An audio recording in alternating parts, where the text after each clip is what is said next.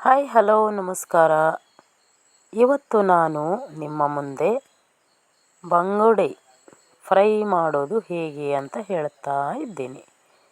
ಏನಂದರೆ ಮನೆಯಲ್ಲೇ ನಾವು ವಾಟೆ ಹುಳಿ ಮತ್ತು ಮೆಣಸು, ಹವೀಜ, ಬೆಳ್ಳುಳ್ಳಿ ಇದೆಲ್ಲ ಹಾಕಿ ಸಣ್ಣ ಪ್ರಮಾಣದ ಮಸಾಲೆಯನ್ನು ರೆಡಿ ಮಾಡಿಕೊಂಡು ಬಂಗುಡೆಯನ್ನು ಸರಿಯಾಗಿ ಕ್ಲೀನ್ ಮಾಡಿ ಮಧ್ಯ ಮಧ್ಯದಲ್ಲಿ ಕಟ್ ಮಾಡಬೇಕು. ಯಾಕಂದರೆ ಆ ಥರ ಕಟ್ ಮಾಡಿದರೆ ಒಳಗಡೆ ಎಲ್ಲ ಮಸಾಲೆ ಚೆನ್ನಾಗಿ ಹೋಗ್ತದೆ. ಯಾವುದೇ ಕಾರಣಕ್ಕೂ ನಾವು ಸಿಟಿಯಲ್ಲಿರೋ ಮಸಾಲೆಯನ್ನು ಮಿಕ್ಸ್ ಮಾಡಬಾರ್ದು, ಮನೆಯಲ್ಲಿ ರೆಡಿ ಮಾಡಿಕೊಳ್ಬೇಕು. ಮಾಡಿಕೊಂಡ್ರೆ ಚೆನ್ನಾಗಿ ಫ್ರೈ ಮಾಡ್ಬೋದು.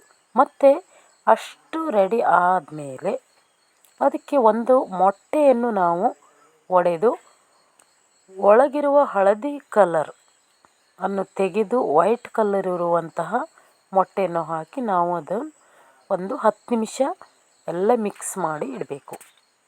ನಂತರ ಎಣ್ಣೆಯನ್ನು ನಾವು ಬಾಣಲೆಯಲ್ಲಿ ಹಾಕಿ ಇಟ್ಕೊಂಡು ರವೆಯನ್ನು ಹಚ್ಚಬೇಕು.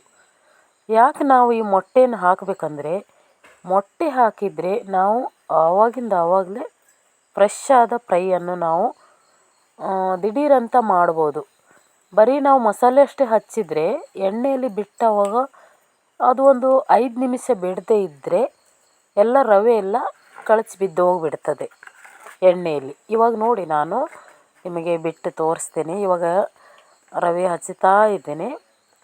ಈ ರವೆಯನ್ನು ಹಚ್ಚಿ ಇಮಿಡಿಯೇಟ್ಲಿ ನಾವು ರೆಡಿ ಮಾಡ್ಬೋದು. ಆವಾಗೇ ರೆಡಿ ಮಾಡಿ ಫ್ರೈಯನ್ನು ನಾವು ತಿನ್ಬೋದು.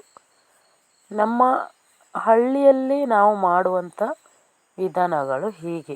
ಯಾಕಂದರೆ ಈ ಥರ ಮಾಡಿದರೆ ಚೆನ್ನಾಗಾಗ್ತದೆ ರುಚಿ. ನೋಡಿ,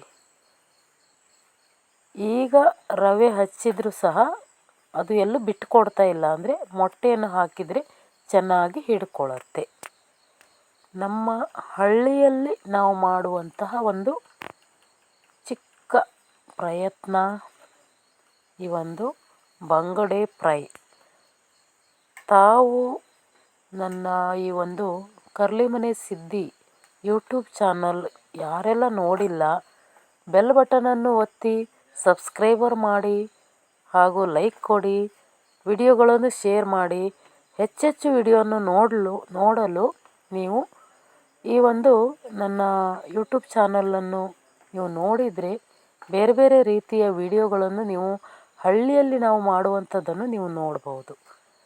ಇಷ್ಟು ಹೇಳ್ತಾ ಇವತ್ತಿನ ನನ್ನ ಚಿಕ್ಕ ಒಂದು ವಿಡಿಯೋ ಮುಗಿಸ್ತಾ ಇದ್ದೀನಿ. ಧನ್ಯವಾದಗಳು.